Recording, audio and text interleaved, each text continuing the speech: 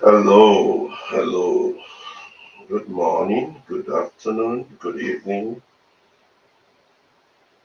wherever you may be. Good morning, good afternoon, good evening, wherever you may be. And welcome to the Movement Radio.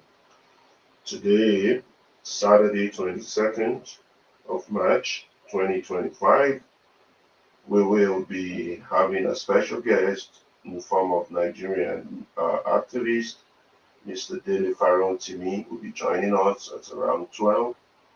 But before then, the Movement Radio wants to run through its own 30-day rant by joining Nigerians in giving out their rants, despite following the various issues that came up on the NYC copper, who criticized the government as a terrible government. And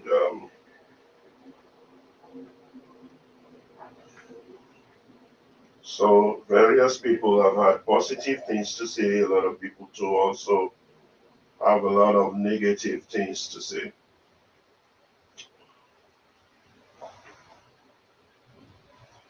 And also here at the Movement Radio, we will be talking a lot about the Nigerian issues.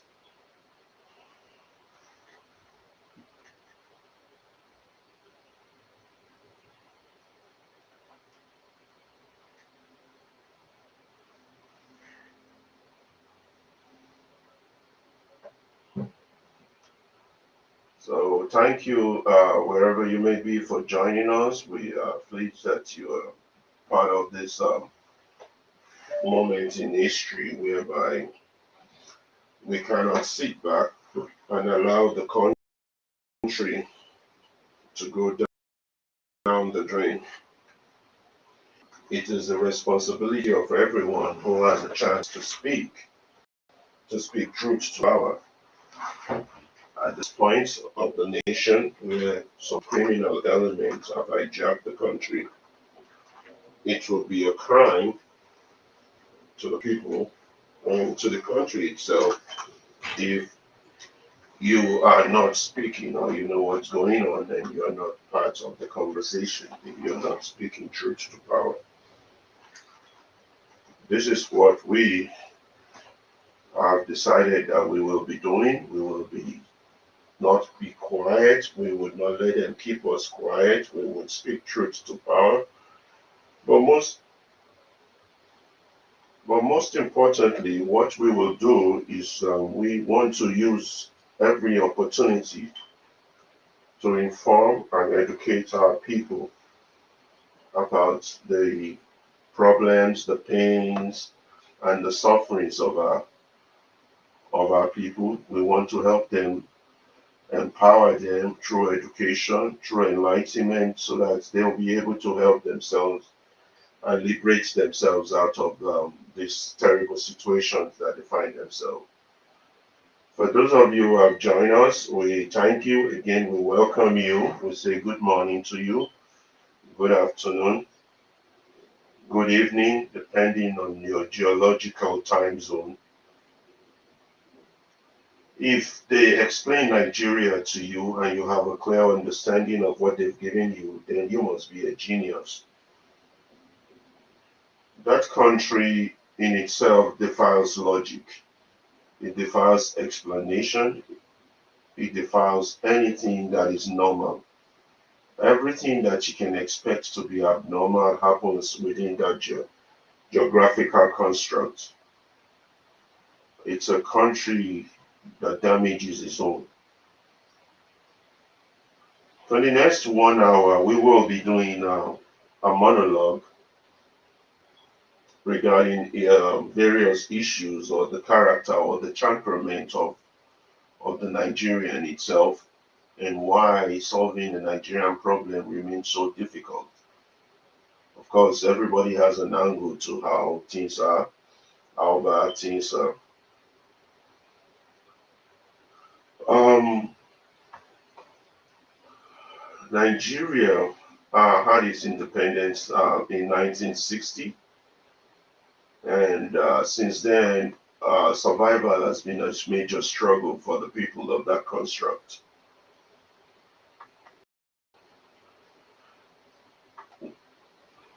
The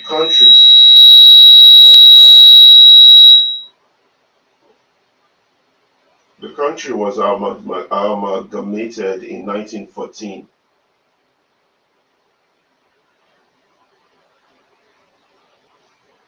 Now, today, the prices of food, survival, and every aspect of living has been terribly hiking, and the people are really struggling to survive. However, the only thing that comes out from the people is to continue to adjust to their hardship. There's been no major solution or attempt to fix the problem, but the people are really good at pointing fingers to what is the cause of their problem, who is responsible for it, and why the problem continue to exist.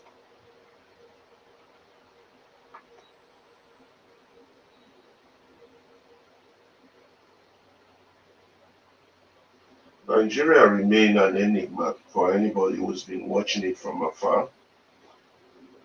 For those watching it from the inside also, it just still remains a very complicated issue to solve. But solving the problem is not going to be easy. It's going to involve the active participation of everyone. And being a part of a solution, one have to be engaged in conversation, engage in action, engage in talking, engage in all forms of things. One has to be thoroughly engaged. We will not try to bore you. We will talk about first thing we want to talk about the first 15 minutes is just to assess what is the basic temperament of a typical Nigerian. How would one describe their character? The the biggest thing we've noticed so far is that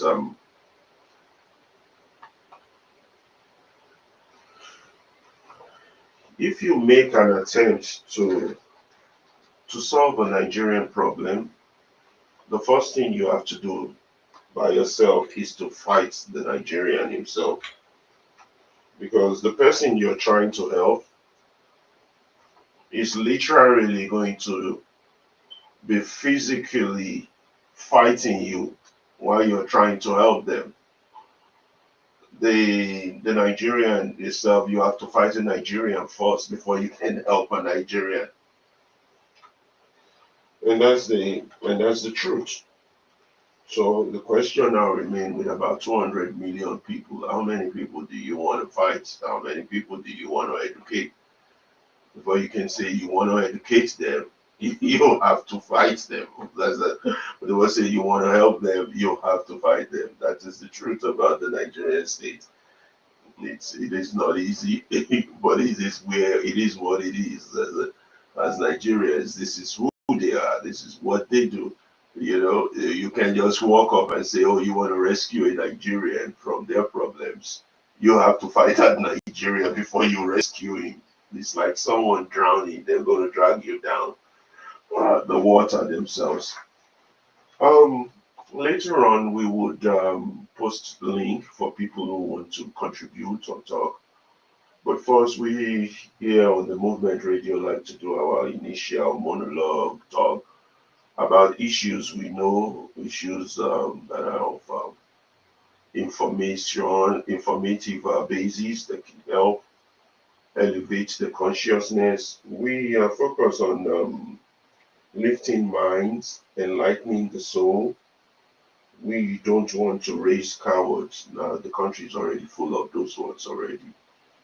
And from our perspective, we believe Nigeria has only three problems. One, the collective silence of its people. Now, whether that silence is due to ignorance, or it's due to lack of knowledge, or it's due to some other reasons we don't know. But we know that Nigerian problem, number one major problem that has brought our country to its knees today, despite 65, 66 years of independence, is the fact that the people are collectively silent, and that's the number one thing. The second thing is that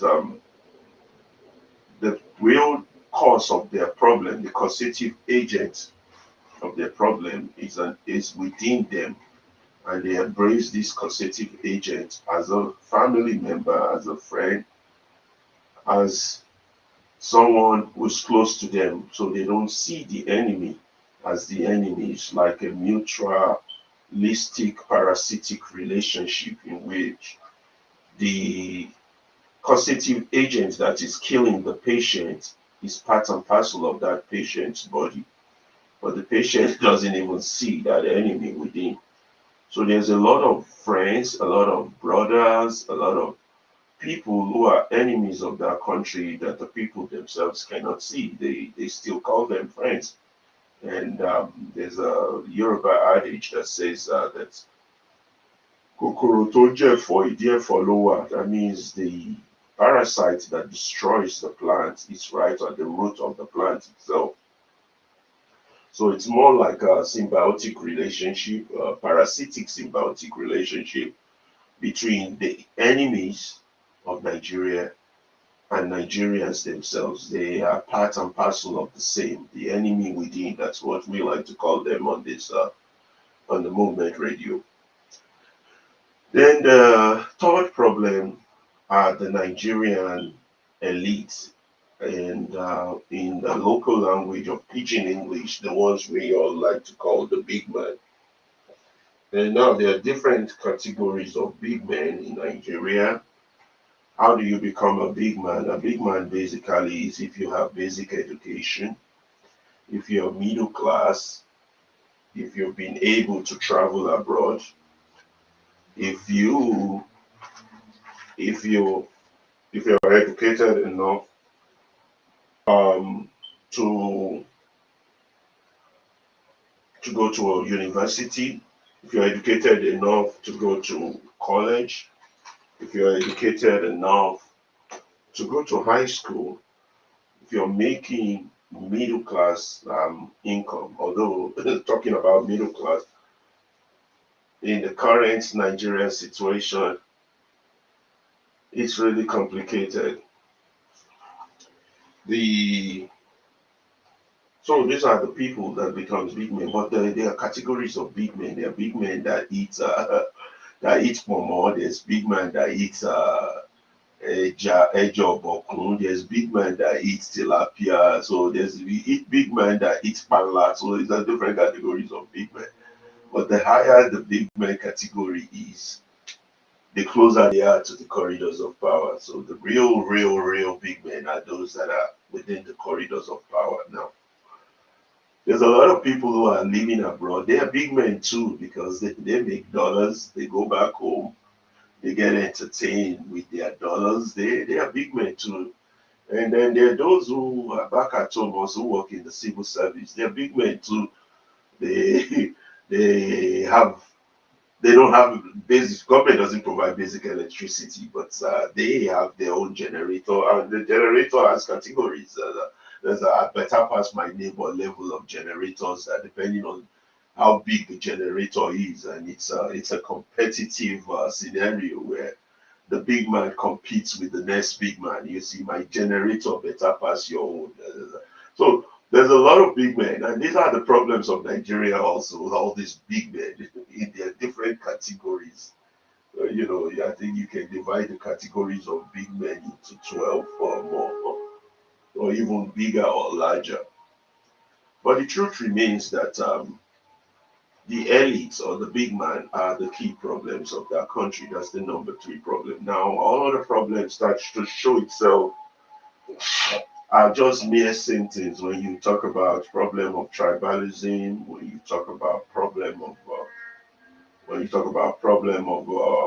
religion, when you talk about problem of tribe, All these are just mere symptoms. Those three problems are the real cause of all the other problems we have. And the people that are benefiting from the problems, they're very smart. They hone into these other non-related issues and present it to the gullible people listening. That is their real cause. That's their real problem. So that's the story. That's the in a nutshell. Those are the three facts that bind Nigeria and that puts them in bondage, collective silence. So, what are the solutions and what are we doing about it? Well, we start to tackle each of the problem one by one. Firstly, try to change the narrative regarding the collective silence.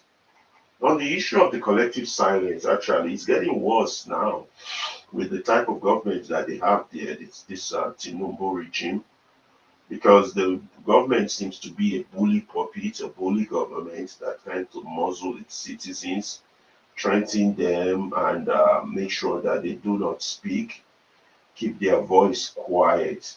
So that keeps, because the more they can get that collective silence and bully the others not to talk, the more they can perpetrate these insane actions of theirs, the more and more of that you will see. So they are achieving that collective silence. And then the enemy has been so good, the enemy within has presented itself as a friend. For example, all the Nigerian political parties with no ideology, no political ideology, but they exist and present themselves to the people as their saviors. Imagine what big trouble you're in if your enemy is the one telling you that is your savior. So we have various alphabets in those parties. We have APC. It says that one is just the worst among them. It could best be compared to a Nazi party. Anyone that's a member of that party needs to understand that. And that's like a Nazi party. Their ideology is just basically to follow their big man and steal whatever they can steal from that country. They don't care about that country.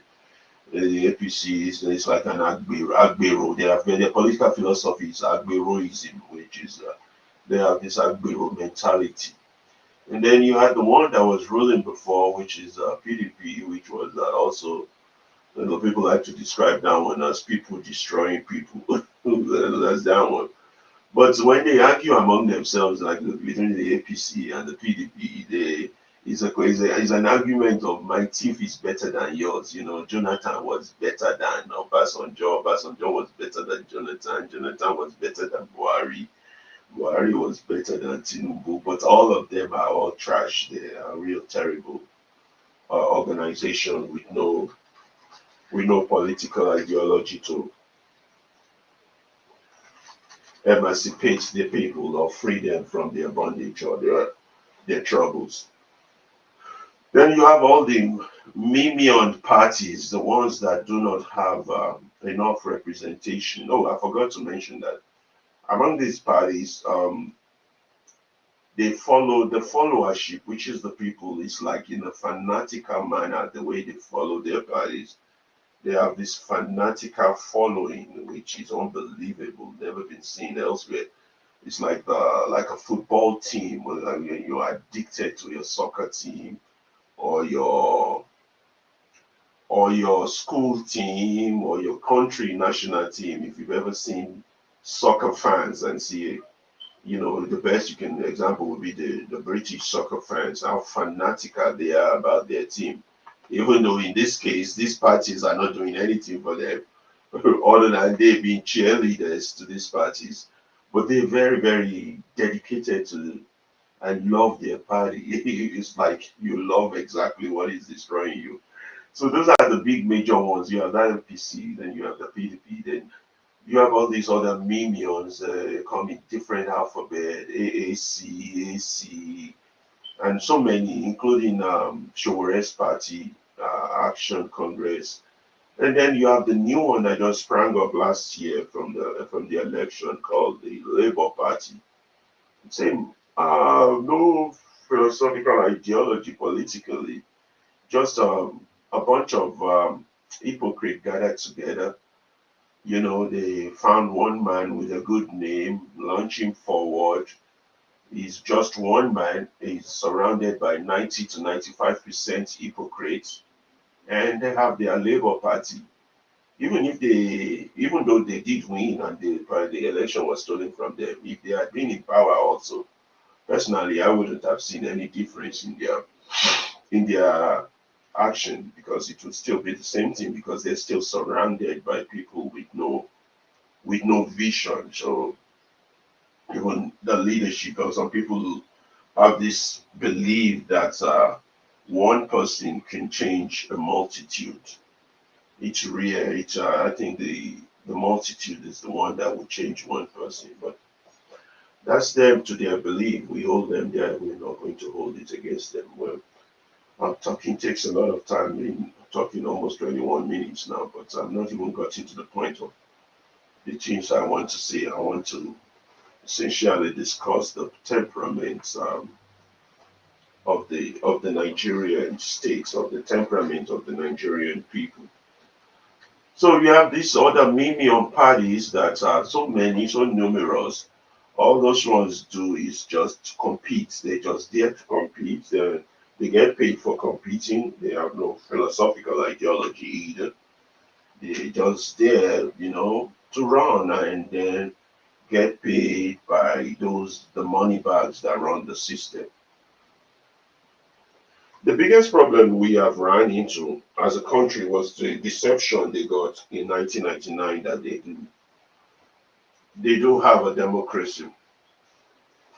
There has never been a democracy even since 1999. What they had was just was a permanent coup d'etat by the ruling elite against the masses, and that coup d'etat has been sealed, where in such a way that the way it runs is that they take the state's money, use it to launch themselves into power, and then use state money to recycle themselves. And when they're done putting themselves in power, they loot the entire state dry. And then they present themselves to the rest of the world as a democratic state, and that gives them legitimacy to stay in power while they continue to inflict unbearable damage to their populace. But a lot of people don't see it like that. They see it as a democratic dispensation. They believe that if they continue to compete in a system that is flawed, all they have to do is compete. They can change that system. And for 25 years, despite abundant evidence, our people still do not see or refuse to take their head out of the sand and call a spade, that this is not democracy. This is something else. You can call it whatever name, feudalism, oligarchy, or whatever. This doesn't resemble a representation of the people's voice. It's just a group of people who have perfected the criminalization of the state, hijacked the entire state institution, and continue to recycle themselves, at the detriment of the people, while the people are cheering along that, oh, they're doing great. We're making progress. At least in 25 years, we've not had a coup. You just had a coup in 1999. It's a permanent coup d'etat. And until the people realize that it's a liberation struggle they need to be fighting, or they need to be participating in, not a political party event. It's a liberation struggle. Their conscience has to be awakened that they've had a permanent state of hijack by criminals on what is essentially theirs. The people can never be theirs anymore because these criminals are in charge. And this will continue for as long as it takes. Well, that's just a small brief on those notes. We'll be doing a lot of talking today. So, and we will see where we go from there. The country is a mess. We cannot keep quiet. We shouldn't keep quiet. It doesn't make sense to keep quiet. We have to just keep educating, re-enlightening, and trying to help people come on board to see the flaws that exist in their system. So maybe just maybe one day there will be a change. Okay, let me now go to the character and temperament of a typical Nigerian. Now, what we have in about 100 years ago, there was this British guy who did a detailed description of the typical temperament of a Nigerian in its book, The Drow Mandate, in 1926. I don't respect the guy. I think he's a racist, but he did that a detailed description. And when you view what this white man wrote down about the characters and temperament of a Nigerian, you will be shocked on how accurate his description is. His description is very, very solidly detailed about what the nature of a Nigerian is. In 1926, this man wrote that in character and temperament, a typical Nigerian is a very happy, thriftless, and excitable person. Thriftless meaning they love to spend senselessly, you know, and they're very excitable.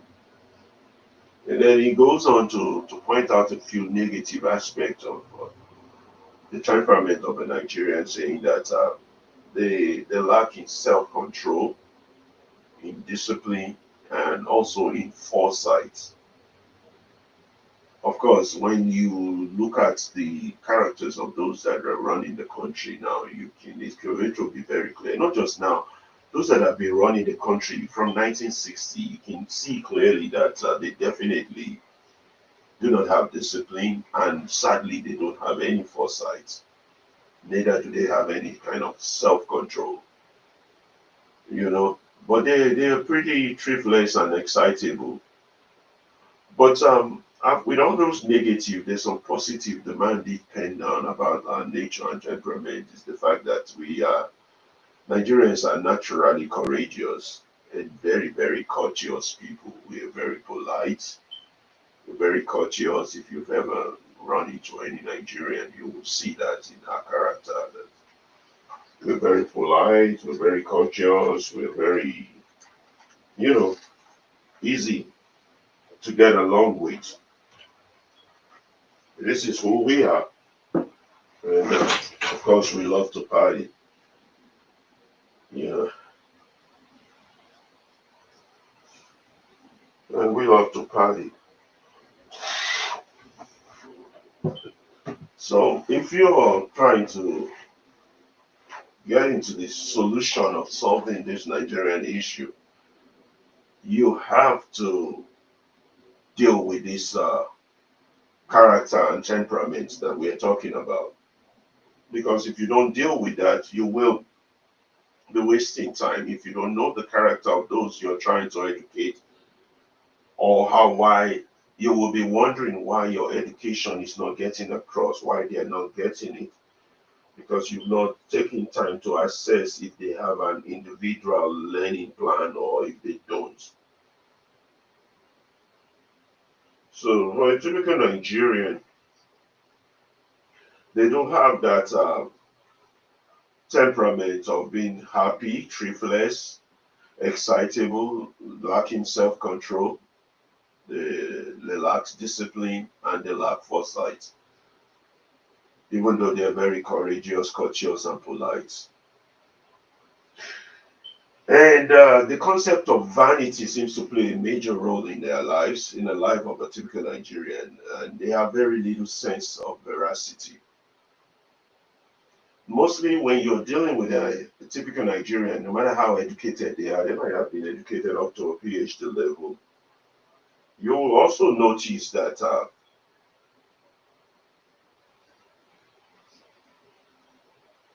you will notice that they're full of they're full of personal vanity and little sense of veracity. A typical Nigerian's thoughts are usually concentrated on the event and feelings of the moment.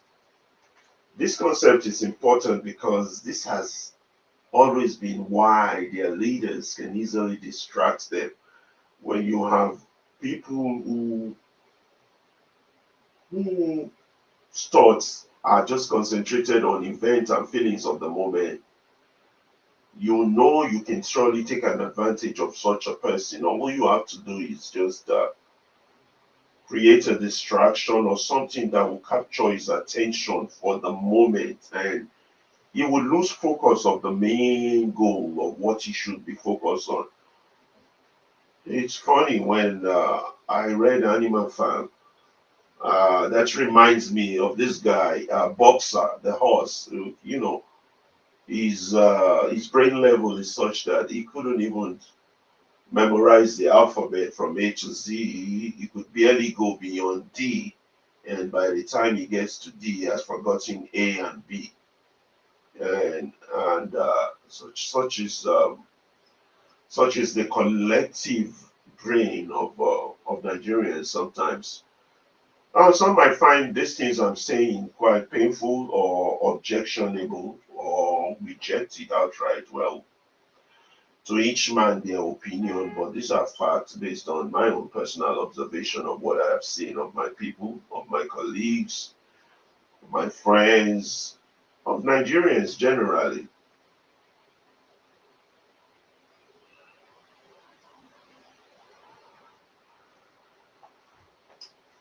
You see, when you have people whose thoughts are concentrated on events and feelings of the moment, that's why you can easily distract them with games or gossips, things like what's that show they have in Nigeria? I can't remember the name of the show, but there's a show they have that they all tune into, they all vote.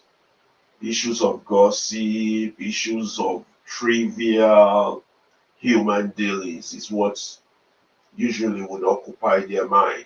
Important issues like the greatness of a nation or sending a man to the moon or building space ships or building ships, building cars that runs on electricity or building new technology doesn't occupy the mind of such people because their thoughts are concentrated on events and feelings of the moment. He can't see far. It's not his fault. And then such a person will suffer little from the apprehension for the future and will not even have grief for the past. Even he had experienced a terrible experience the first time, that experience will be repeated, you know, because he cannot hold on to memories for a long period of time. They forget so fast. Even if a tragedy occurred to him in the past, instead of using that tragedy as a stepping stone to greater height, but because he quickly forgets that tragedy, he doesn't learn from it. Because explain what is happening today in Nigeria as regard to what happened in the 60s, from 1963 to the Civil War and now. Exactly the same stuff that happened then is what is happening now. But the Nigerians, because he suffers from the apprehension of the for the future or grief for the past, does not grab a hold of that and make a learning out of that. If you're listening to me, if this thing is not coming out right, it's not what you want to hear, it's okay. It's okay, you don't have to agree with me. But these are facts that are out there. Well, okay, you say your fact is different from my fact. Well, but that's the fact. That's a Nigerian. And then we we look at our leaders and we see our leaders. They exhibit something of the what it could be called like an animal-like plasticity, and their want of desire to rise beyond the state they have reached. And that's the concept of that big manism. Not just our leaders, our elites, everybody. They have this animal plasticity and want to desire to rise beyond the state they've actually reached. For example, a middle class educated Nigerian would want to live the life of somebody living in Hollywood, who want to drive a Lexus, a Ferrari, things that they can't afford, they shouldn't afford. They want to use the latest iPhone, they want to use the most expensive wristwatch.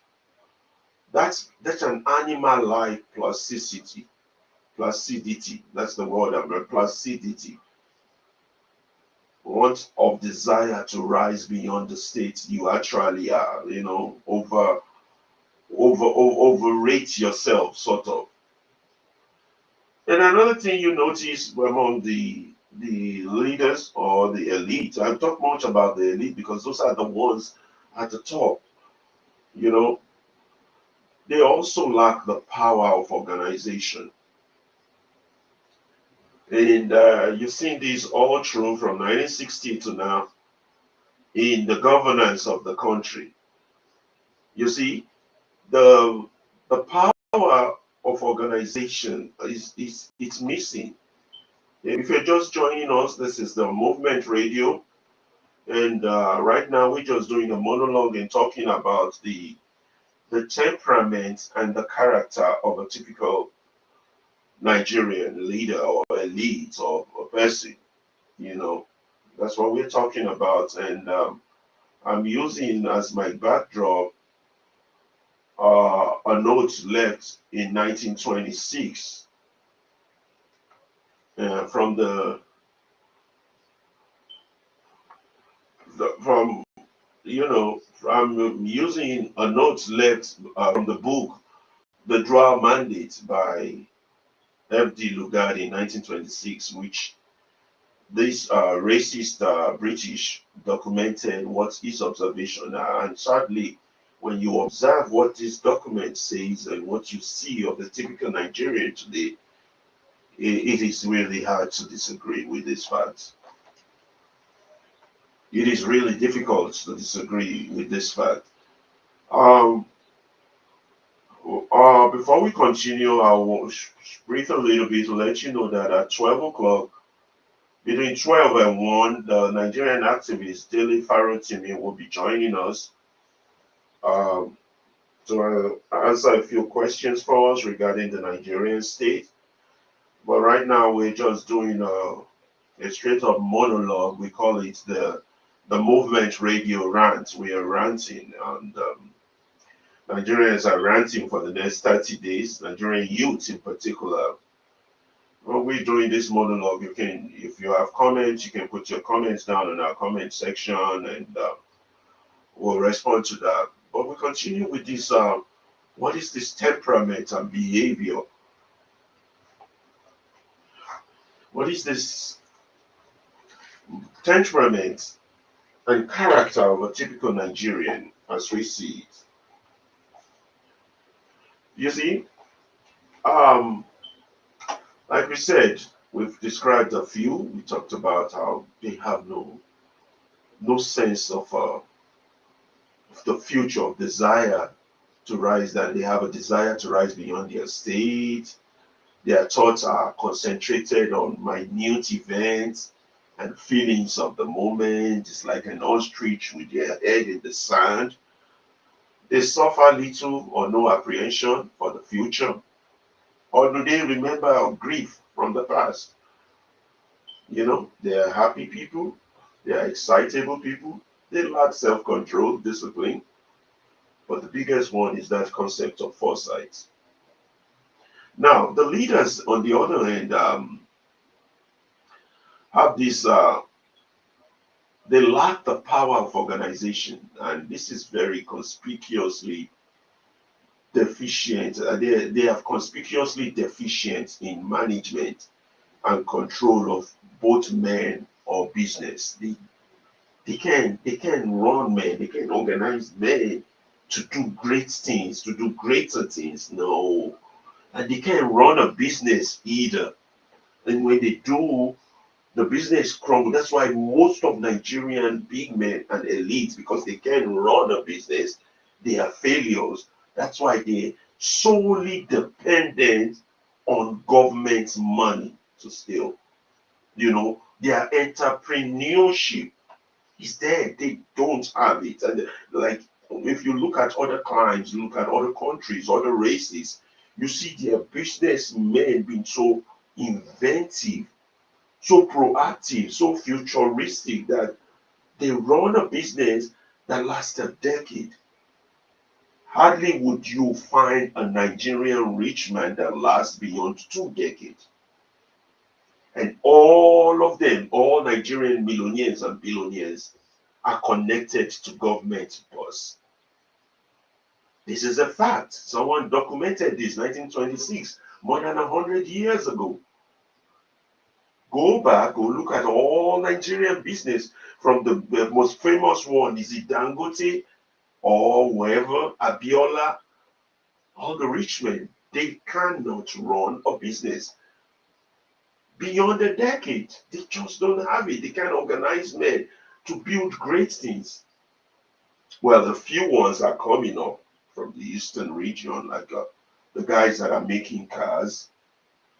But majority of Nigerian billionaires or so-called rich people cannot organize men or business. That's a fact. So let's look at another negative we see in our character and temperament. You know, they love to display power. They have to show people they're rich, they're powerful. They love to display power.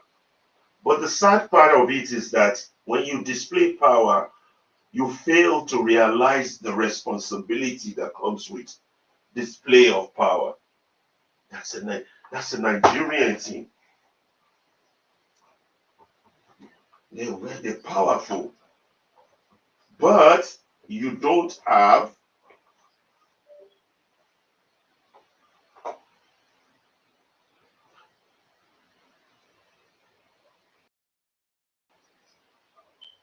the Nigerians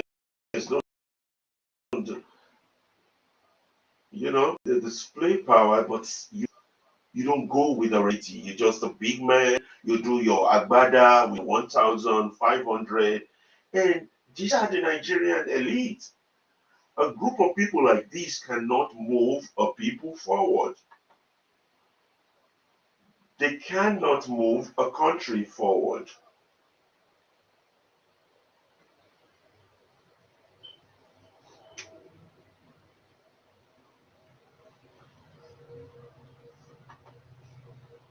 This is who we are. And if you want to start to address our political issue, you have to put into context this character and temperament of what you're dealing with so that you can have an alternative route to the solution.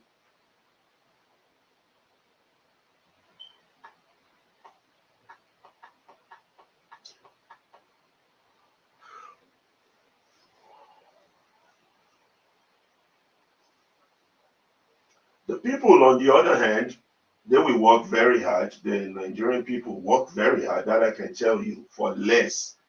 And the harder they work, that's why the government can continue to abuse them. They work hard for less because they are just. In fact, the Nigerian state is just exactly like what George Orwell described in Animal Farm. The Nigerian would always adjust I remember when the likes of IBB started with austerity measures, the Nigerian adjust. And austerity measure is still in place up till now. They just keep adjusting. You keep adjusting to the point whereby a graduate who is serving at a huge corps makes less than $20 a month. And yet people keep adjusting.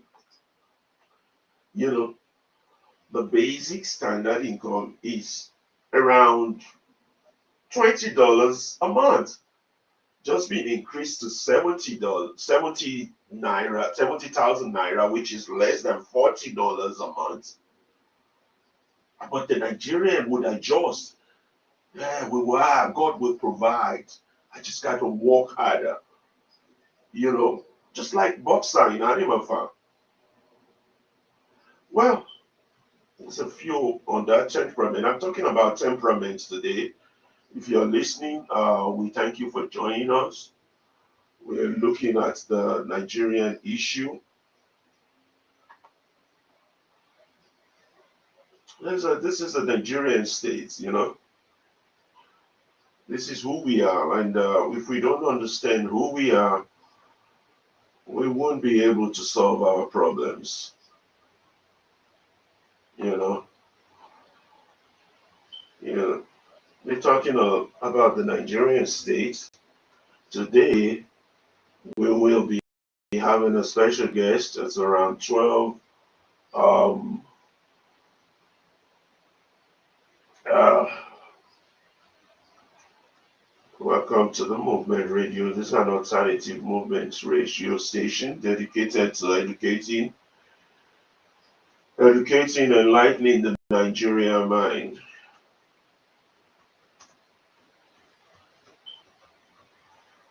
We will be running a different show for that. So this show is just a monologue that's just basically talking about the Nigerian state and the issues we face.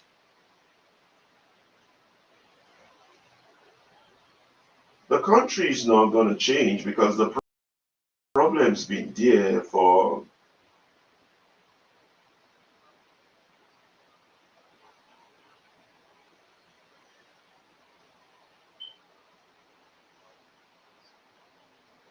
So let's continue on this character and temperament conversation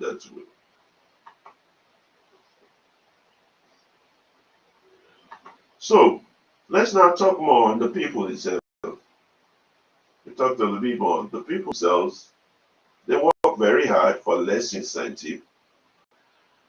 You see, in brief, the virtues and the faiths of our people are those of what one can call children, attractive children. They're like children. They act like children. They don't act like grown-ups, and that's why the country is a mess. That's why the country is a mess. Because those virtues I've listed earlier, and the shortcomings of our people are like those of children. This lack of apprehension, this ability of a man to visualize the future. When you have a man who cannot visualize the future and also combines with that a sense of veracity, then you have problems. It don't matter how rich that person is. It don't matter what level of wealth that person comes into contact with. They're not going to do anything with that wealth. And that country is a country that is blessed with abundant wealth. I mean, a lot of wealth, abundant wealth. How would you explain the action of a journalist when you can't visualize the future, or you have a sense of veracity? That explains the action of a journalist. They are the mouthpiece of the oppressors. Yes, look into the community. The other day, Showore was doing an interview with Channel TV. The journalist was asking him a question, an hypothetical question. And Shore gave it back to him like, if you guys do your job and ask the people destroying the country the right question, the country can be better. The other day, Aisha Yusufu was it also on Channel or Arise? I don't remember. Also, was addressing a journalist about the misbehavior going on in their Senate, and the journalist was attacking Aisha Yusuf because Aisha Yusuf pointed out to the frivolities of their questioning, that they are not focused on the main issue, on issues of human rights, of issues that will be relevant to generations yet unborn. You're focused on frivolous issues. Those are your journalists. These are the kind of people the country has raised. This is who we are. This is what we are. And you can't talk about change without talking about these things, no matter how painful or how bitter that is, because it's the truth. You see, the actions of our journalists, they're the mouthpiece of the oppressors. And they don't ask people like Wike, Fubara, Tinubu, or any of the people destroying the country tough question. Nobody has put a microphone before Fabio to answer a question. But they would want to attack activists. Those are your journalists. Those should be the mirror for your society. Oh, you want to talk about our lawyers? Oh my God. The judges, those who you expect to uphold the rule of law are the ones in violations of the rule of law. You just seen it recently, the so-called attorney general, a president clearly violating the constitution, and the mouthpiece. These are lawyers. These are learned lawyers and judges. You've seen it repeatedly. The rulings coming from the Supreme Court, appalling rulings the desire to create strife in a society.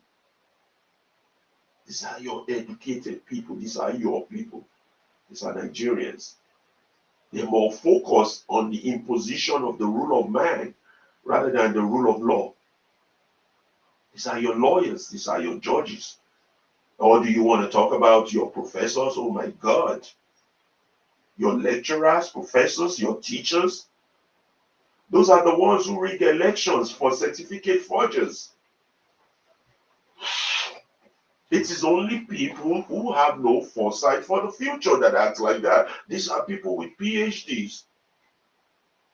They rig elections for certificate forgers. They take pleasures in sleeping with their female students.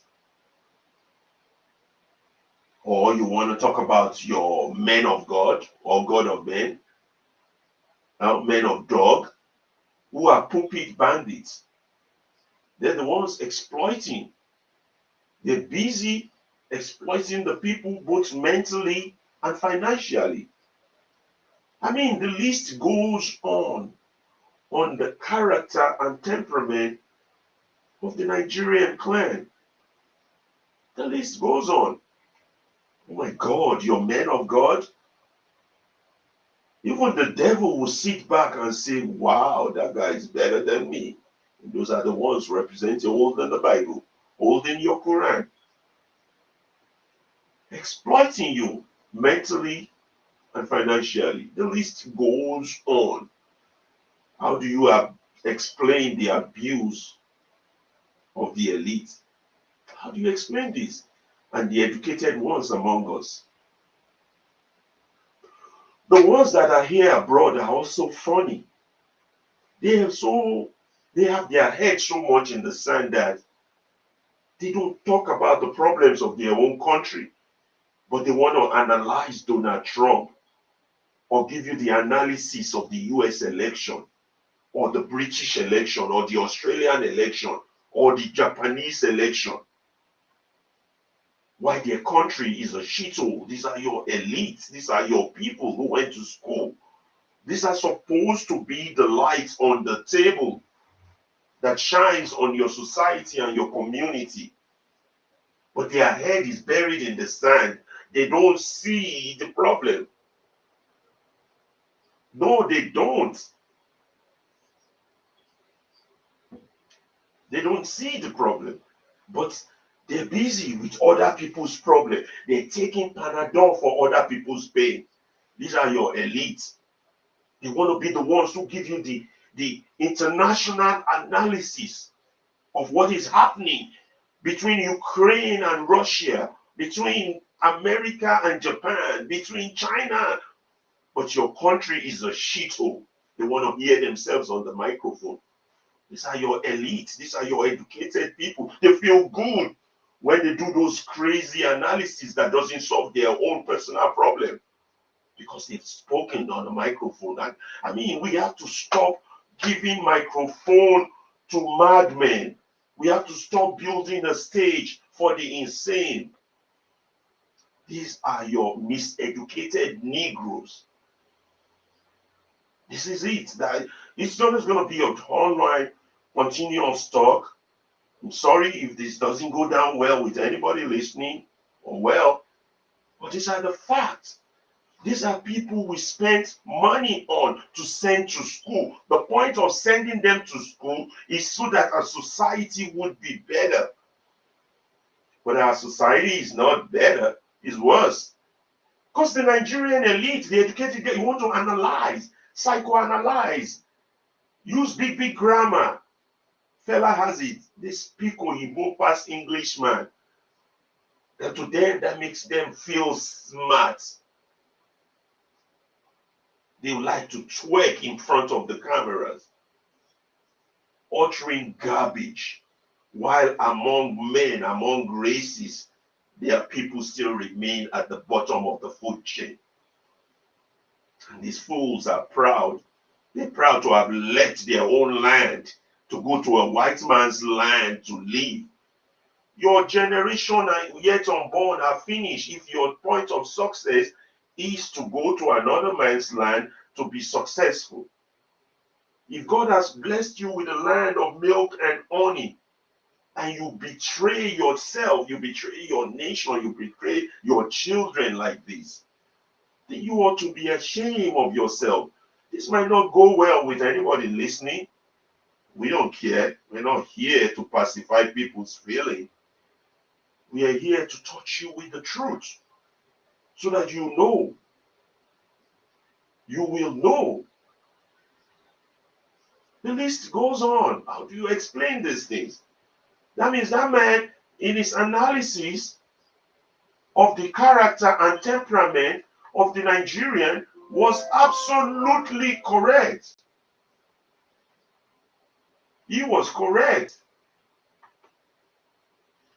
that they do not have a sense of apprehension for the future. How does a man exist without a sense of apprehension? You understand? That's not a man. I don't even know what to call that. That's a slave. How does a man with letters, with doctorate, with PhD, lives without a sense of thinking about the future? Look at the state of the country.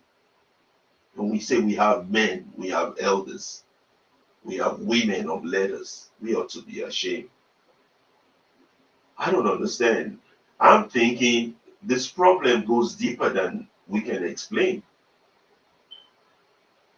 You know, the list goes on. The abuse of the elite and the educated ones among us. It must be the language of the white man that is our problem, because I can't think of any other logical reasons why our people, our elite, our leaders are this brainless. I cannot think of one. So I think once you've lost your own original language and you have to speak another man's language, you become thoroughly confused of the nature of the type of man that you are. How would we describe words like democracy when a man can openly disregard your constitution, a man.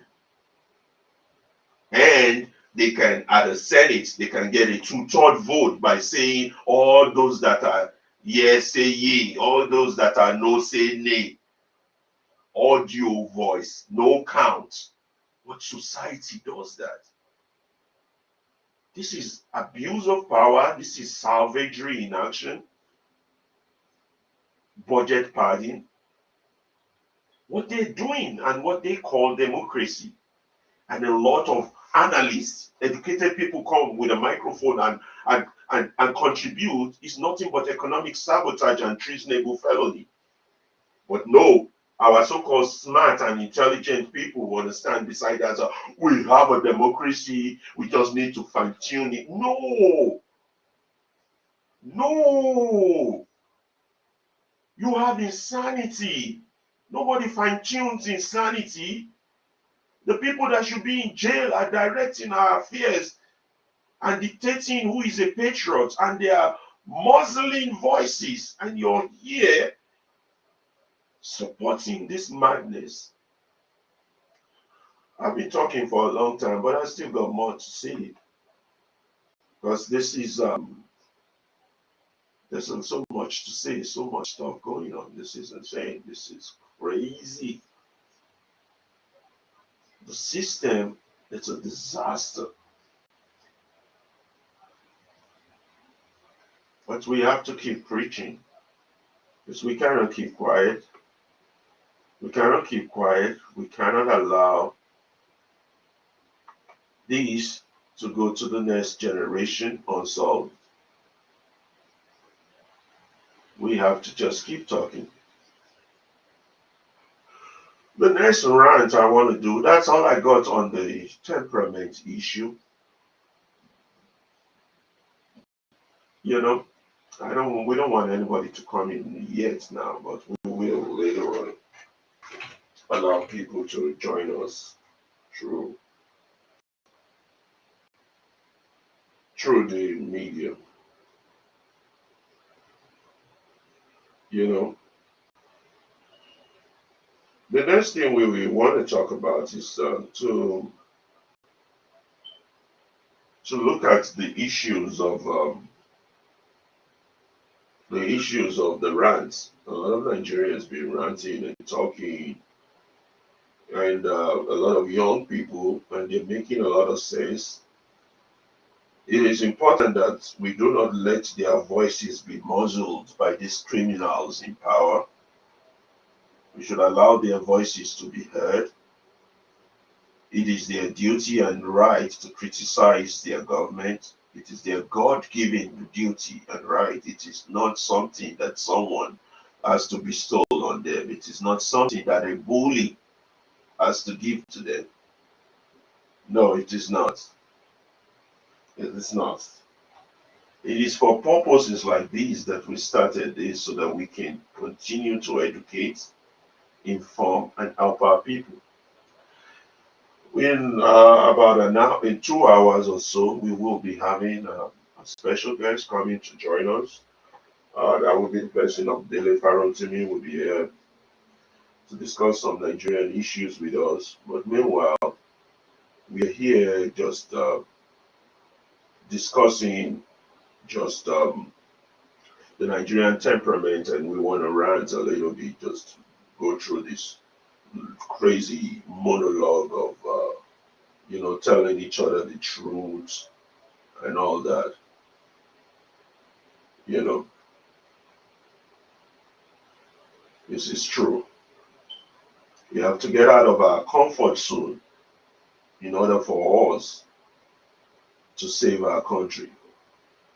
In a bid for change, we have to take off our coats, be prepared to lose our comfort and security, our positions, our jobs or prestige, and our family.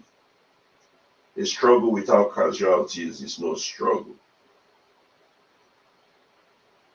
The tragedy of the Nigerian situation is that it's always been misrepresented. It has been presented as a pro-democracy issue. It is not. It never be. It has never been, and it will never be. It is not. It's not a pro-democracy issue. It's a liberation struggle that is awaiting the conscience of the people. It is a liberation struggle. It is. It is a fight for freedom. Superman said, I freed 1,000 slaves. I could have freed 1,000 more if only they knew they were slaves. The Nigerian problem is that Nigerians don't know they're not free. They just do not know that they are not free. You know, Nigerians just don't know that they're not. And in their mind, they still continue to believe that they are. And that's the tragedy here. How do you set yourself free when you're interpreting your situation wrongly? When you're diagnosing your situation wrongly? When you have the rule of man, you don't have the rule of law, you don't have freedom. And that's the point we're trying to make. You don't have freedom when you don't have the rule of law. We've never had a rule of law. And that's the fact. I want to talk about this rant about that NYSC girl that was just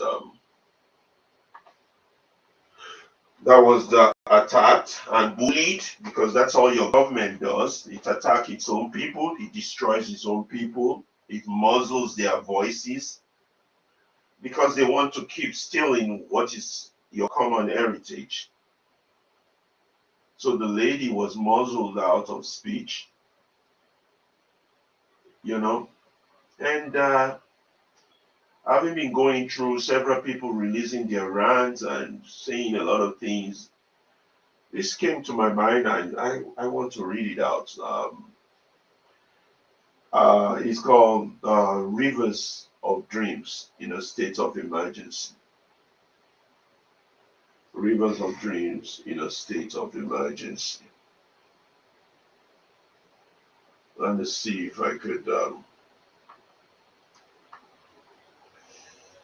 could make this bigger and share with the rest of them. Nigeria needs help. It needs education. It doesn't need help. It needs education. It needs enlightenment. You know, it needs its people to be wiser, to make smarter and better decisions. That's all it needs. That's what it needs. It does need the people to make more better moral conscious decision, because right now the morality of that country is in the drain. It's gone. It's gone. It is insanely gone. You know, it's sad. But what do we do? We're gonna take a short break now, and then come back with this voice monologue and continue rants that we have. And we'll take a short break, and I'll be with you in a few minutes. And again, thank you for joining us here at the Movement Radio. Today is our rant day, and we will be having a special guest around 12 in the next 2 hours. Join us for that. We will be having Daily Farontini answering questions for us. I'll take a short break and I'll be right back with you. Hey, yeah.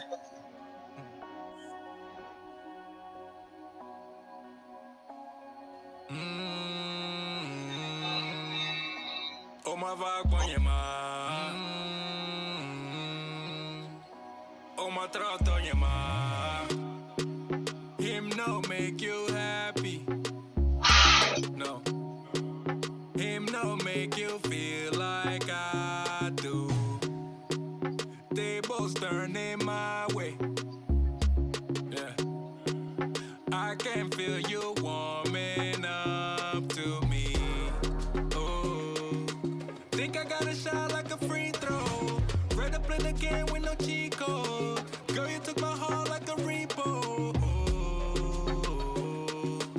all these other girls not even close. Something's telling me that she knows. Oh, stuck in my mind, things I would do for you. Stuck in my mind, long nights thinking of you. Stuck in my mind. Oh my God, when you're stuck in my mind. Oh my trato on your mind. Did not see you last week. Told me you would make it up to me.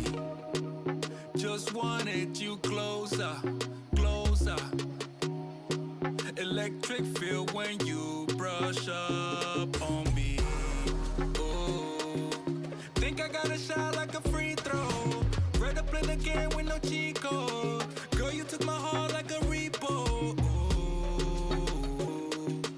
all these other girls not even close. Something's telling me that she knows. Oh, stuck in my mind, things I would do for you.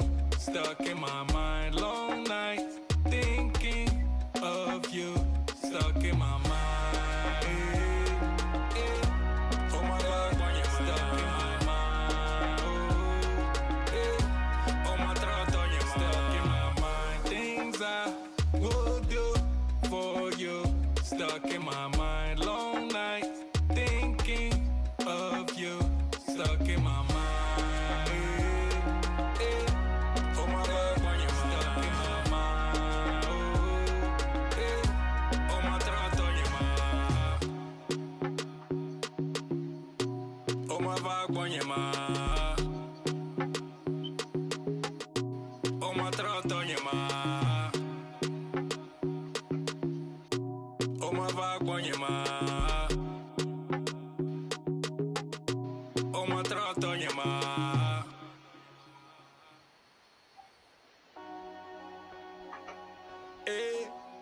yeah.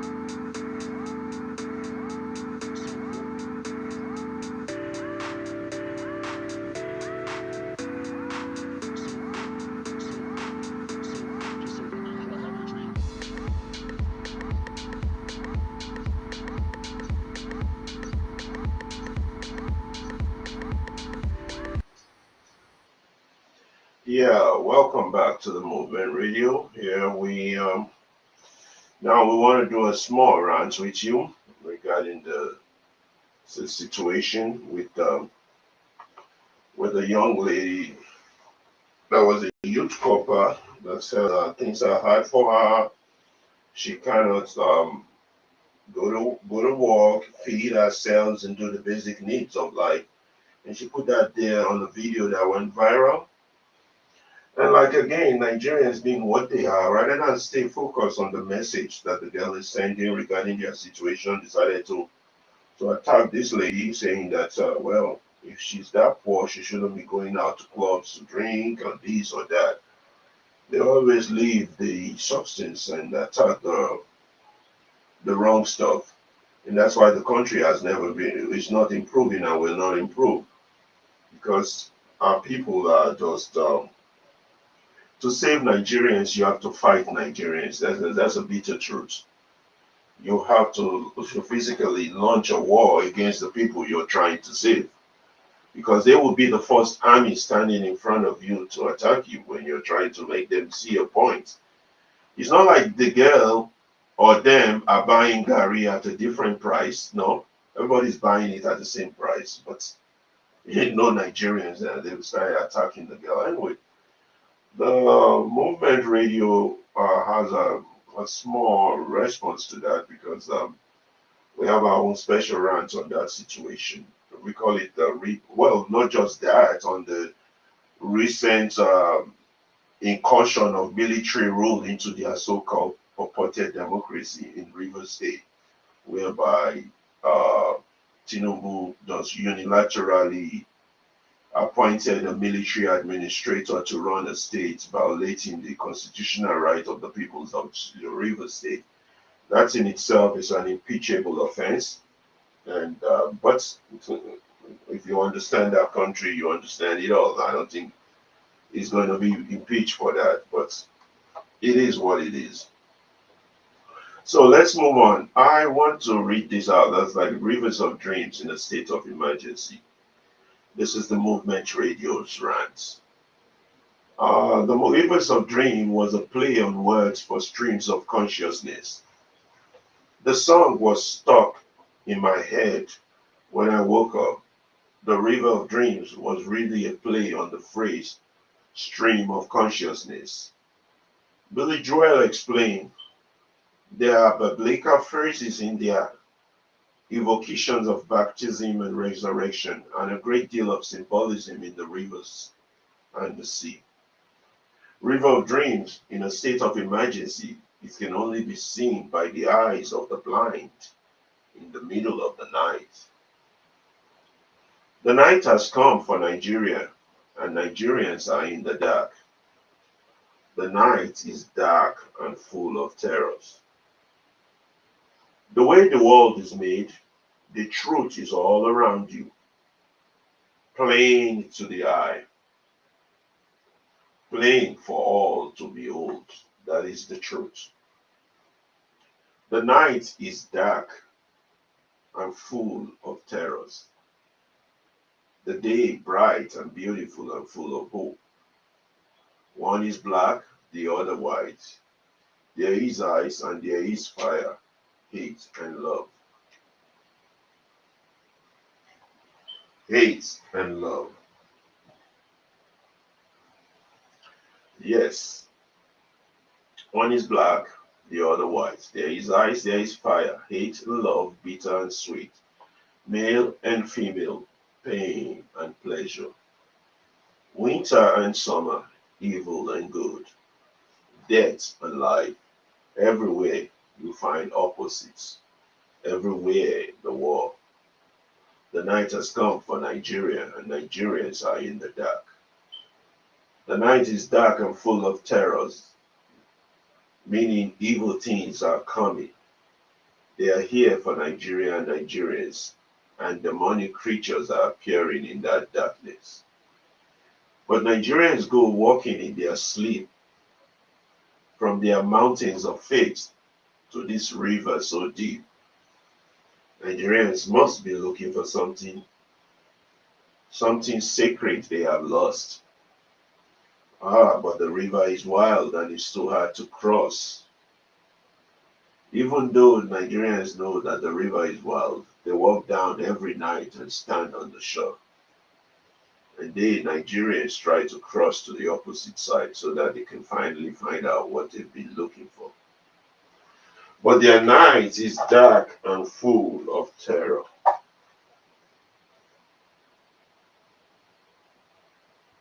Daily, Nigerians go walking in their sleep through the valley of fear to a river so deep.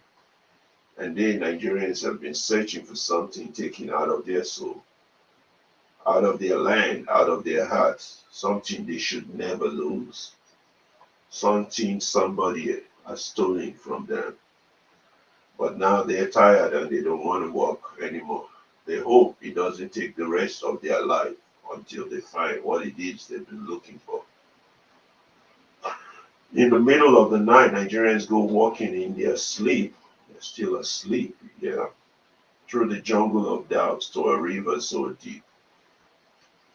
They know they have been searching for something so undefined, that it can only be seen by the eyes of the blind. In the middle of the night, when the night is dark and full of terrors. Baptized by the fire, Nigerians wade into the river that runs to the promised land. In the middle of the night, when the night is dark and full of terror. Daily, Nigerians go walking in their sleep through the desert of truth to a river so deep. They end up in the ocean while they start in the stream. We are carried along by this river of dreams. River of dreams in a state of emergency can only be seen by the blind in the middle of the night. Rivers of states, state of rivers, state of silence, state of complacency, state of inaction, state of coma, state of corruption, state of impunity, state of nothing, state of slavery, state of sleep, state of cowardice, state of morons, state of foolishness, state of the living dead, state of injustice, state of terrorism, state of criminals, state of drug lords, state of Lagos, state of idiots, state of miseducated Negroes, state of confusion, state of greed, state of fear, state of sin, state of unrighteousness, the state of moguls, state of doom, state of demons, state of madness, state of Nigeria. That is the state of emergency. We don't need activists or activism, but we need active citizens in a state of doom. Rivers of dreams in a state of emergency. It can only be seen by the eyes of the blind in the middle of the night. But the night is dark and it's full of terrors. This is our own special rant. Since all are doing their rant lately, we bring you our own rant in that special format.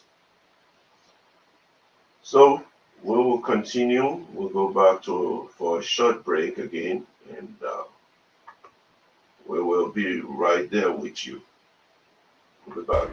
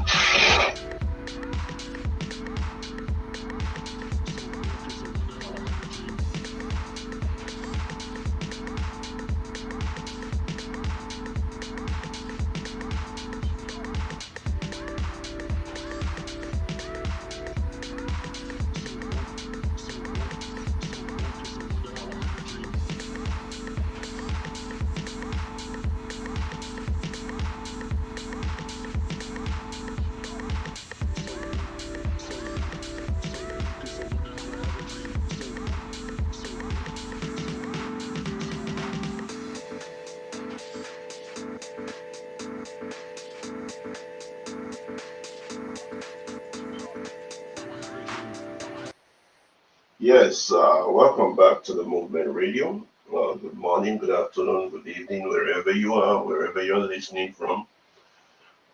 We thank you for joining us. And today we will be having a special guest coming in the next 2 hours or 1 hour in form of the Nigerian activist, Mr. Dele Farontimi, will be joining us for some questions. This is the alternative radio station dedicated to enlightening the minds of Nigerians and bringing educational and informative perspective to issues for Nigerians. We are dedicated to changing the narrative and stop the propaganda that is being spread across the land that is making the people dumber and more stupid on a daily basis.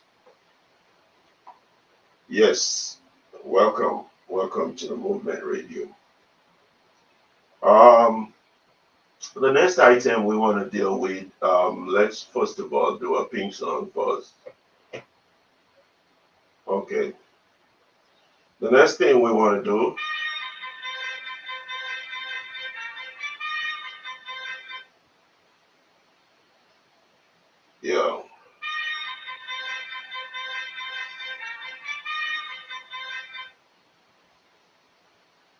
Okay. The next item we are dealing with now is to talk about actually there's a write-up or poem written by one Folashade, and she did a good job on that, and in which she talked about aspects of the Nigerian situation, including the people who are reacting and responding to Nigerian situation. Um, the title was Folashade Did Went There, and it talks about the Batidiots, the Buharidins, the obedience, and all the fools that have contributed to creating the Greek problems that we have today in the Nigerian context.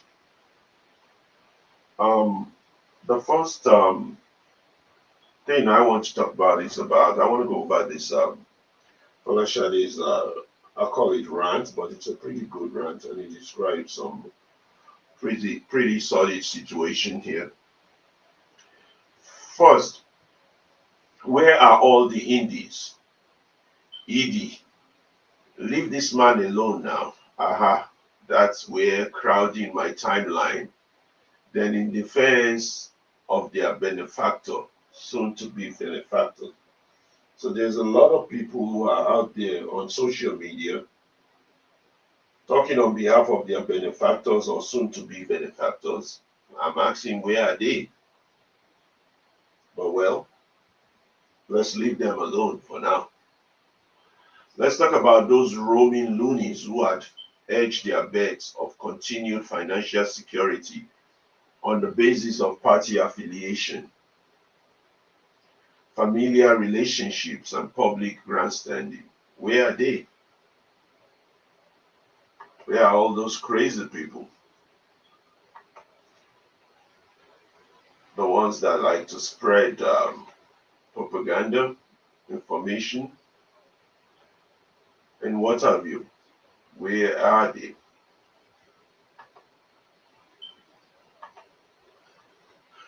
Those ugly revisionists and pacifists running with their ear and hunting with their food. Where are they?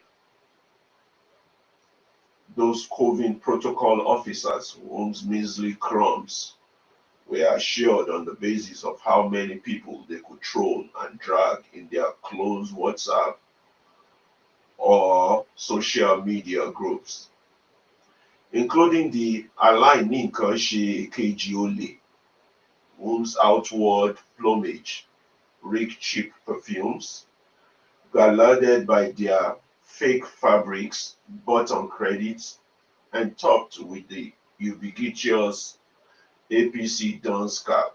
Where are they? The ones who choose to rehash the history they do not know and muddle up facts presenting fiction, heresies, and peddling ethnic conspiracy just to be counted among worthy people with sense, but whose uselessness is further cemented with their ugly jostling for party privileges and patronage. Where are those fools now? Those half-baked pseudo-intellectuals in shabby overcoats whose only claim to fame are TV interviews, set up before ring lights and cheap phones quacking themselves silly over anticipated carry-on and flashbots. Where are these people?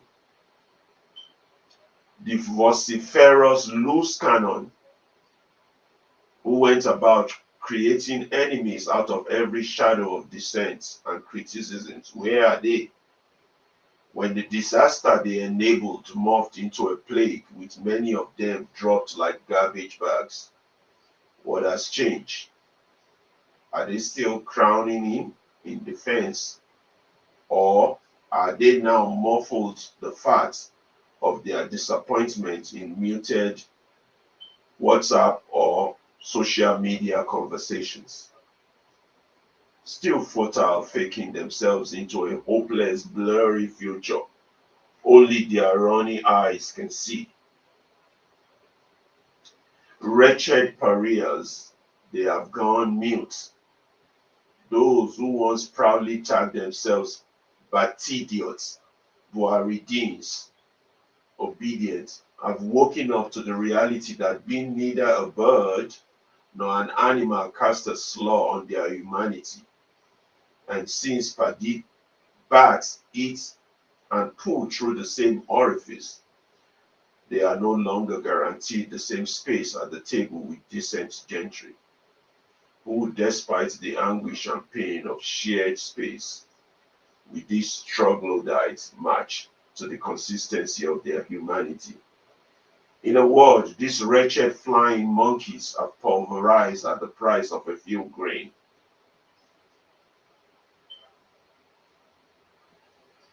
Well, corruption is not a Nigerian invention.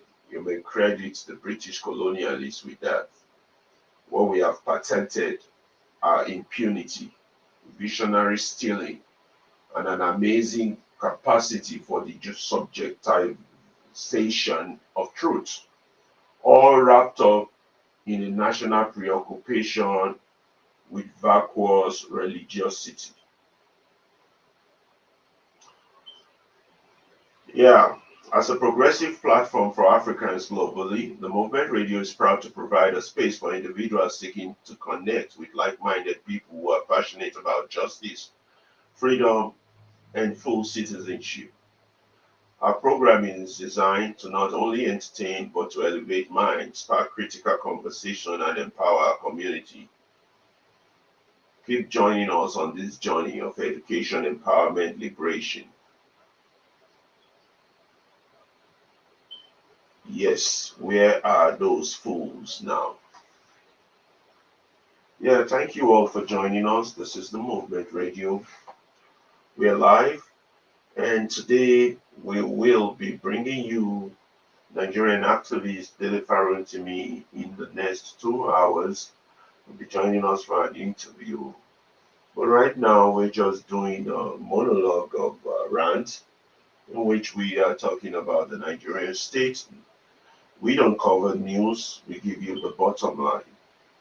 And the bottom line is Nigeria is a mess and it needs to change. It's not going to change by mere talking, it's going to change by the actions of the people. We're going to take another short break and we will be right back. The Movement Radio. Thanks for joining us.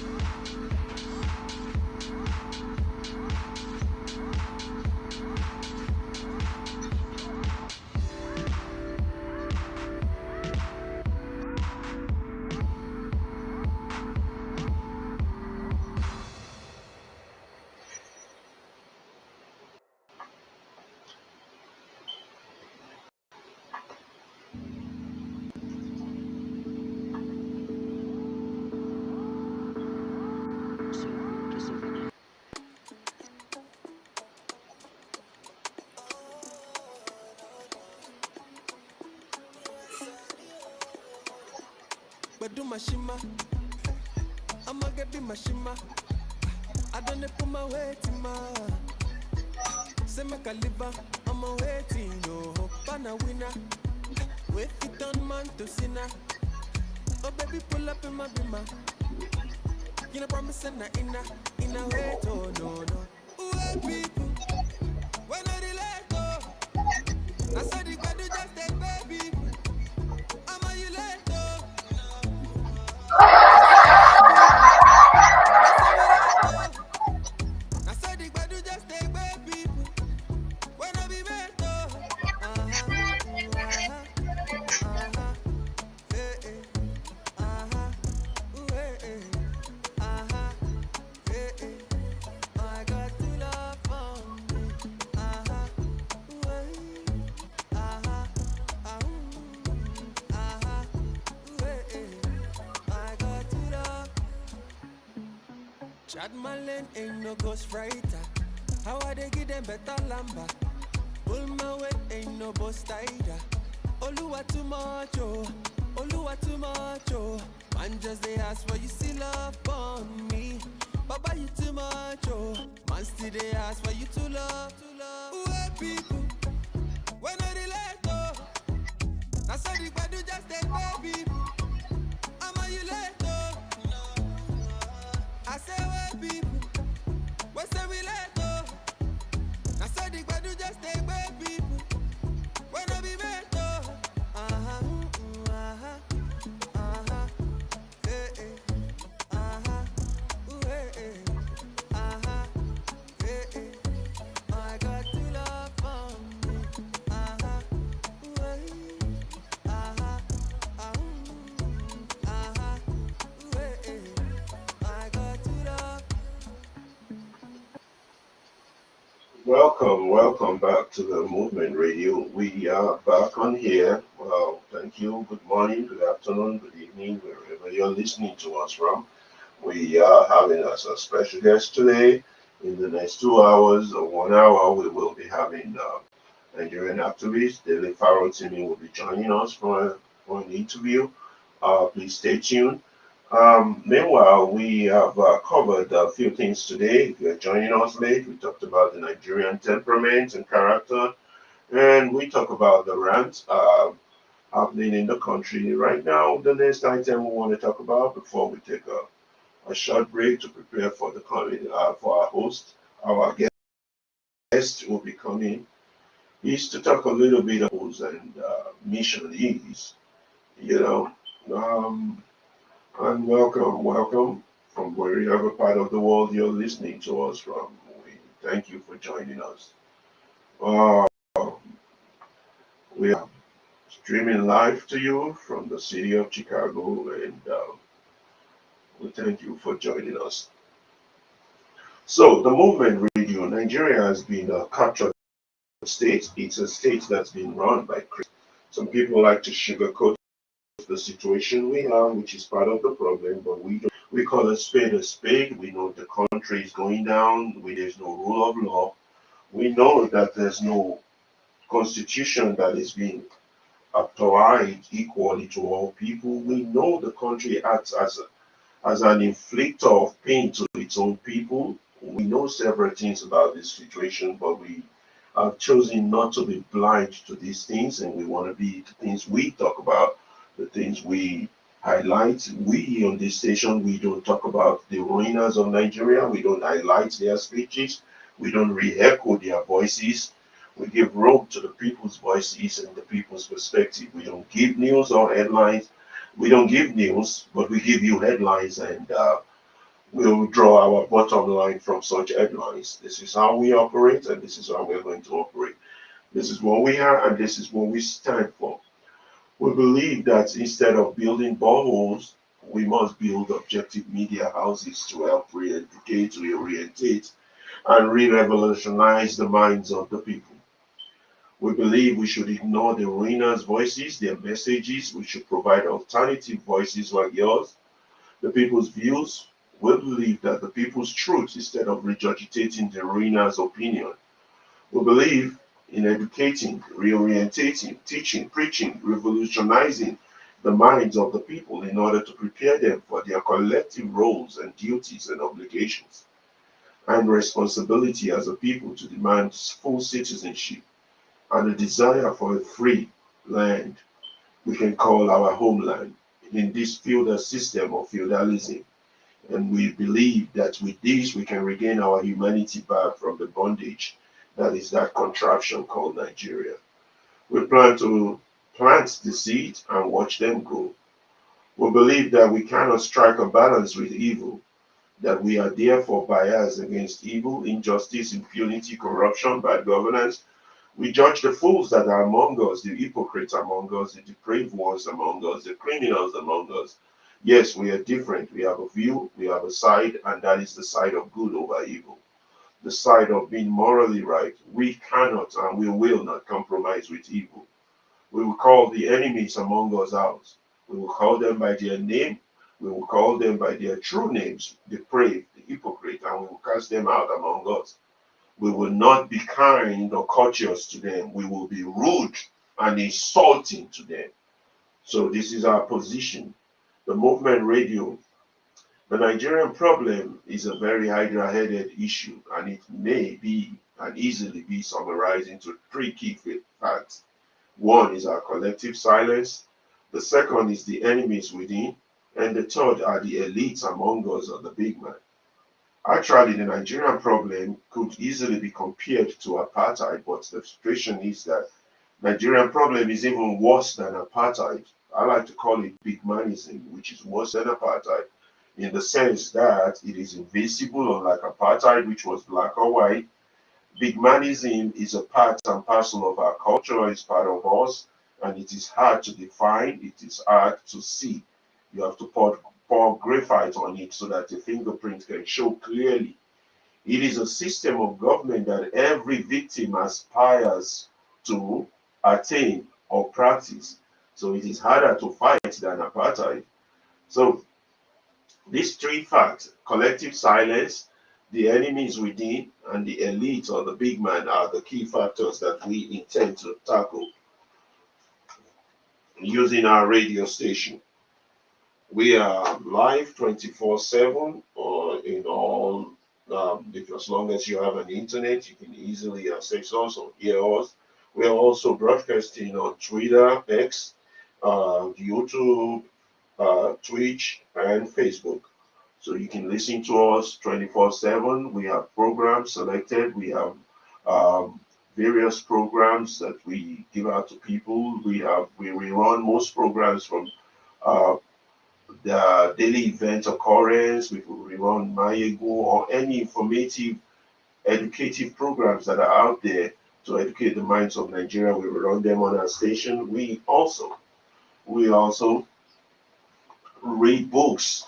Um, Informative, educative books for the people. We have opinion. We are biased against injustice. We have a side. It's not. We don't come trying to be balanced. We don't believe in being in a balanced perspective of allowing a criminality or demon or injustice on the same table with sense. We don't bring insanity to the very mainstream. We lock it out. We push it out and we condemn it. This is what we do here. So we intend to tackle and address these three key problems. This is the collective silence of our people. We intend to identify the enemies that are within us, and we intend to attack our elites for whatever reason, for their contribution and destruction of their country. This is our purpose, and we will continue to do that without any hesitation or fear. The Nigerian struggle has been mischaracterized from the beginning as a pro-democracy one.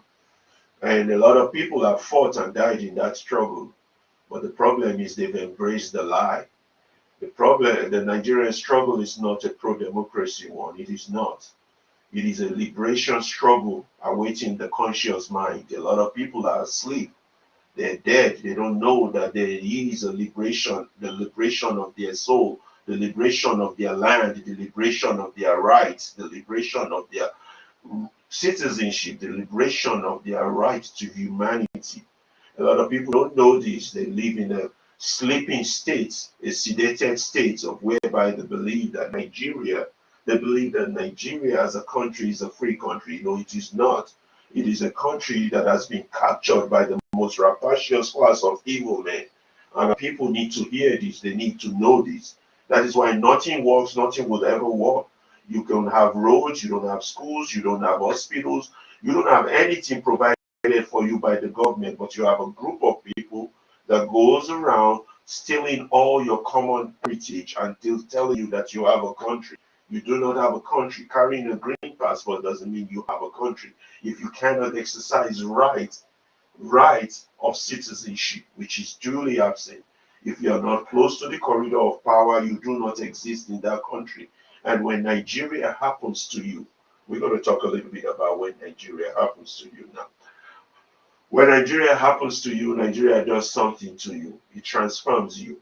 It damages something very vital in you. It destroys something essential in you.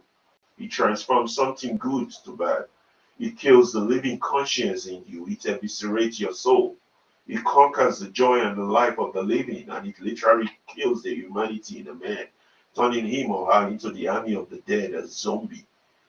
Nigeria kills a man and turns him into a night walker, and the man in him, which was once living, is dead and now has risen as a soldier that fight for the night king. This is what happens when Nigeria happens to you. We have seen this through our life from the days of independence to now. Like that country has consumed a lot of great men, a lot of good people, and it has turned good men to criminals, and it's turning criminals out every day.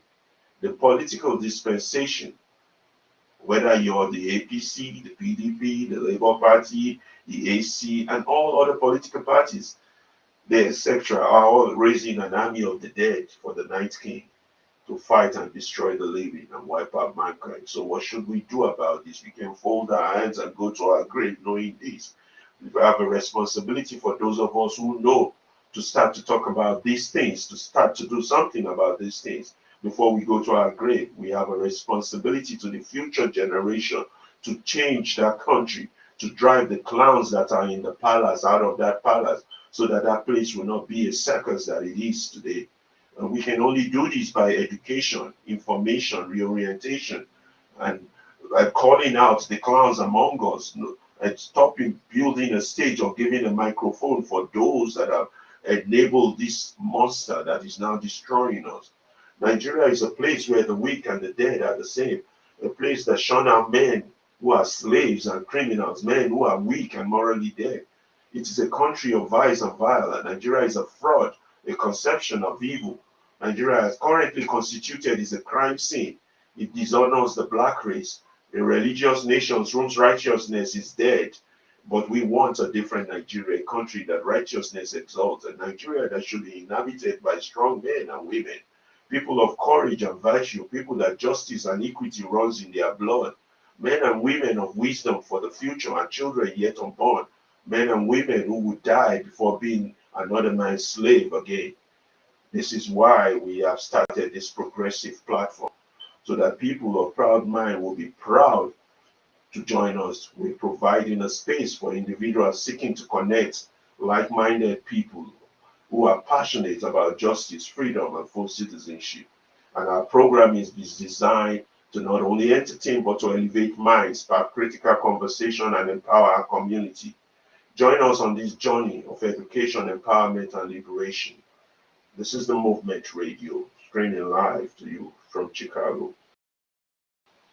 So, we continue to push for a better country. We'll be right back in a few minutes.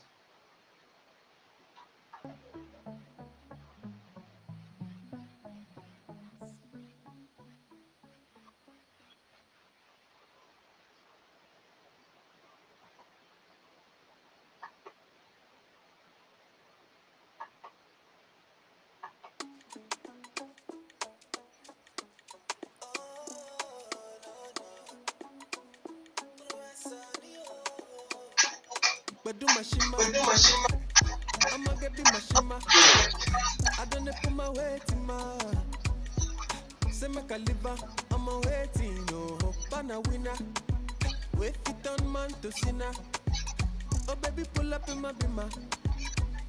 You know, promise and not in a way, oh no, no. People, when I relate, oh, I saw the bad just take baby. I'm a you late, oh. I say, where people, what's the relate, oh, I saw the bad just take baby. When I relate, oh, hey, hey,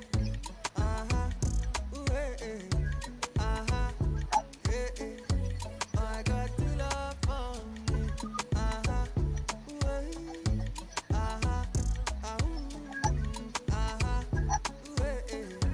I got to love. Chad Malin ain't no ghost writer. How I they give them better lamba? Pull my weight ain't no boss tighter. Oluwa too much, oh. Oluwa too much, oh. Man just they ask why you still love on me. Baba you too much, oh. Man still they ask why you too love. Where people, when I relate, oh. I saw the God do just take baby. I'm a you late, oh. I say where people, what's the relate, oh. I saw the God do just take baby. When I be met, oh.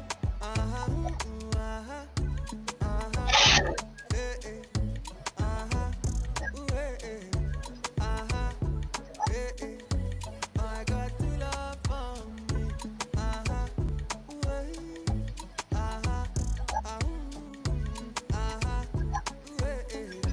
I got to love.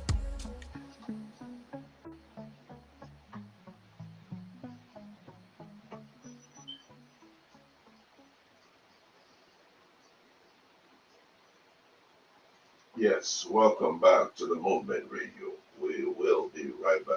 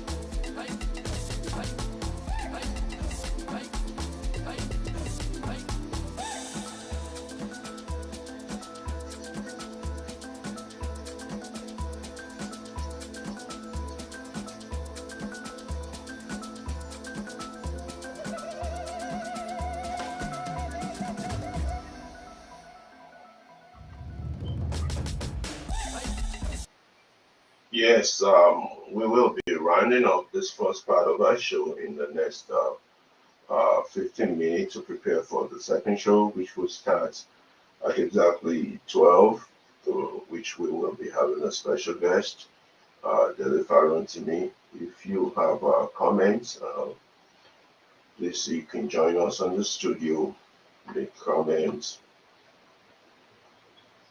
and we will be here for the next 15 minutes. This is the Movement Radio. Welcome, welcome, wherever you are from, any part of the world. Thank you for joining us. And we've been on for a few hours, and we will be rounding up in the next 5 minutes. So thank you for joining us. We are dedicated to the enlightenment and emancipation of Nigerian mind. Welcome. Thanks.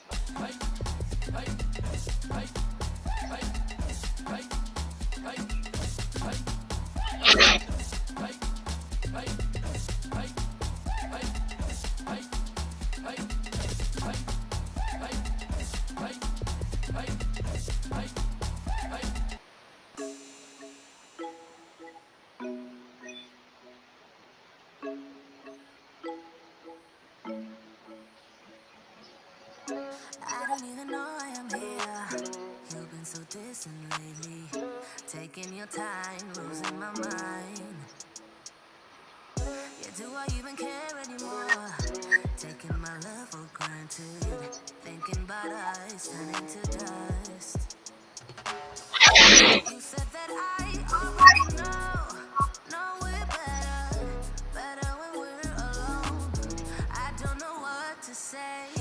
You don't wanna be with me. I don't wanna give it up, baby.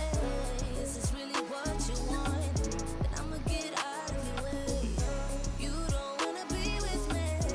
I don't wanna give it up, baby. Is this really what you want? Then I'ma get out. I wonder what will happen to us. Yeah, will we be friends or strangers? Feeling left out, losing our time. I miss how you make me laugh, how you make me lose my mind. You make my life every day. You said that I already know we're better when we're alone. I don't know what to say. You don't wanna be with me. I don't wanna give it up, baby. Is this really what you want? Then I'ma get out of your way. You don't wanna be with me. I don't wanna give it up, baby. Is this really what you want? Then I'ma get out. I don't wanna give it up tonight. I don't wanna give my life to someone else. Go ruin my night. I don't wanna give it up tonight.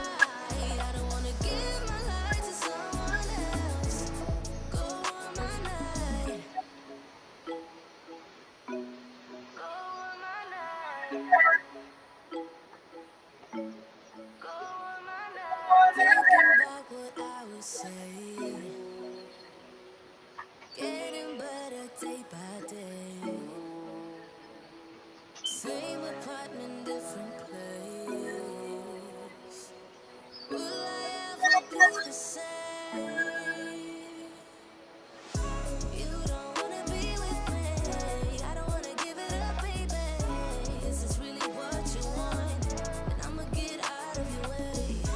You don't wanna be with me. I don't wanna give it up, baby. Is this really what you want? Then I'ma get out. I don't wanna give it up tonight. I don't wanna give my life to someone else.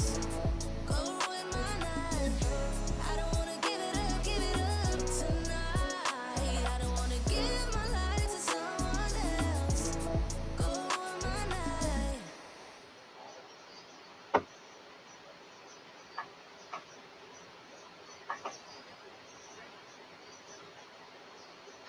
Okay, we will be rounding up this show for now. We will be coming back at 12 o'clock for our interview. It will be around 1 o'clock with Daily Pharaoh to me, but we will have a 1 hour monologue. You can join us on the station to ask questions, to ask him questions, and we will see you in a few minutes. Thank you all for joining us. This is the Movement Radio. Thanks so much for being a part of us.